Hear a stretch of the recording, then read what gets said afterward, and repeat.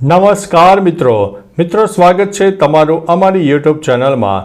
આજની વિડીયોમાં સૌપ્રથમ વાત કરીશું અંબાલાલ પટેલની ગરમી અને ઠંડીની આગાહી।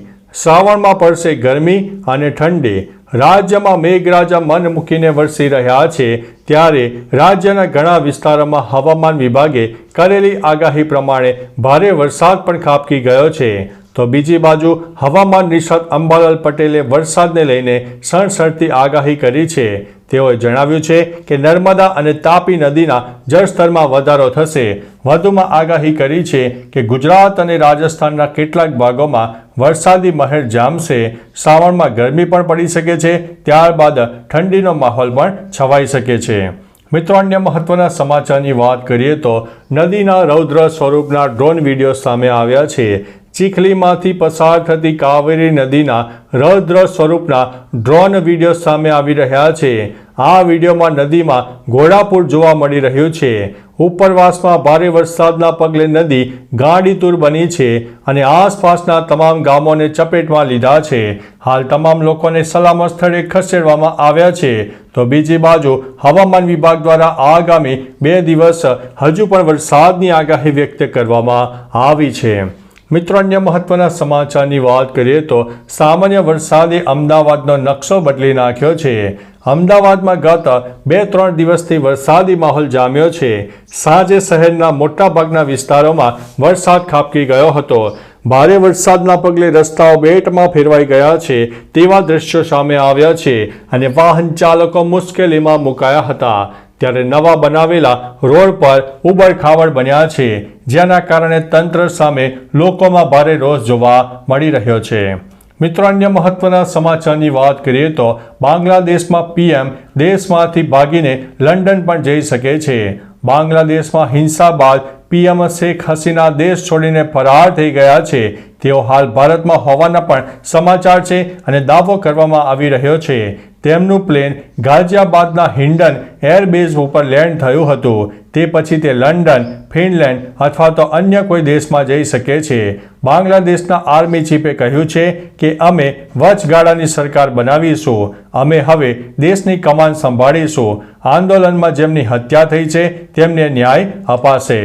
મિત્રો, અન્ય મહત્વના સમાચારની વાત કરીએ તો અંબાજીમાં 2 દિવસમાં 11થી વધુ હોટલ સીલ કરી દેવામાં આવી છે।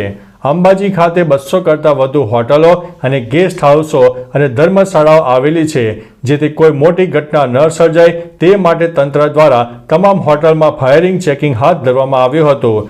તે વેળા 100થી વધારે હોટલો અને ધર્મશાળાને નોટિસ પાઠવવામાં આવી હતી અને ચેક કરવામાં આવતા 2 દિવસમાં 11થી વધુ હોટલો અને ધર્મશાળાઓને સીલ કરી દેવામાં આવી છે। મિત્રો, અન્ય મહત્વના સમાચારની વાત કરીએ તો અમદાવાદની પ્રખ્યાત ગ્વાલિયા સ્વીટમાં ફૂગવાળા લાડુ મળી આવ્યા છે।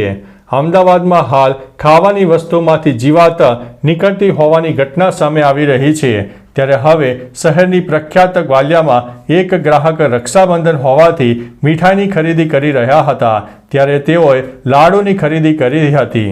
જોકે તે લાડુઓ ફૂગવાળા નીકળ્યા હતા। આ અંગેની જાણ ગ્રાહકે તાત્કાલિક ફૂડ વિભાગને કરી હતી, જેથી ફૂડ વિભાગ દોડી આવીને તપાસ કરી હતી તો તે લાડુમાં ફૂગ જોવા મળી હતી, જેથી ફૂડ વિભાગે તેને સીલ માર્યું છે। મિત્રો, અન્ય મહત્વના સમાચારની વાત કરીએ તો આ દેશમાં દર 7માંથી એક વ્યક્તિ કરોડપતિ। શું તમને ખબર છે દુનિયામાં એક એવો દેશ છે જે દેશમાં દર 7માંથી એક વ્યક્તિ કરોડપતિ છે? એ દેશનું નામ છે સ્વિટ્ઝરલેન્ડ। સ્વિટ્ઝરલેન્ડમાં બિઝનેસમેન 7 સ્ટ્રેટેજીના કારણે કરોડપતિ બની રહ્યા છે। જોખમ અને તકો વધુ, શો ઓફ ઓછો અને કામ વધુ, અલગ અને ઊંચા વિચારો, ધીરજ અને લાંબા ગાળાના રોકાણ પર ફોકસ, ઘર ભાડા પર લેવાનું પસંદ, ઓટોમેટિક સેવિંગ, સ્કિલ ડેવલપમેન્ટમાં રોકાણ। મિત્રો, અન્ય મહત્વના સમાચારની વાત કરીએ તો 2030 સુધીમાં નિવૃત્ત થશે અદાણી। 62 વર્ષીય ગૌતમ અદાણીનું કહેવું છે કે તેઓ 2030ના દાયકાની શરૂઆતમાં જૂથનું નિયંત્રણ તેમના પુત્રોને સોંપીને નિવૃત્ત થશે। એક રિપોર્ટ અનુસાર ગૌતમના પુત્રો કરણ 37 વર્ષ, જીત 26 વર્ષ, ભત્રીજો પ્રણવ 45 વર્ષ, સાગર 30 વર્ષ અદાણી ગ્રુપના વારસદાર છે। ચારેયને ફેમિલી ટ્રસ્ટ દ્વારા નોમિનેટ કરવામાં આવ્યા છે. એક ગોપનીય કરાર અદાણી ગ્રુપની કંપનીઓમાં હિસ્સો વારસદારોને ટ્રાન્સફર કરવાનો નિર્દેશ કરશે. મિત્રો, અન્ય મહત્વના સમાચારની વાત કરીએ તો ચાંદીપુરા વાયરસથી વધુ 2 વ્યક્તિના મોત. રાજ્યમાં ચાંદીપુરા વાયરસની દહેશત યથાવત જોવા મળી છે. સામે આવેલી માહિતી અનુસાર જીવલેણ વાયરસથી વધુ 2 દર્દીઓના મોત થયા છે. આ ઉપરાંત શંકાસ્પદ ચાંદીપુરા વાયરસ કેસ 155ને પાર પહોંચ્યો છે.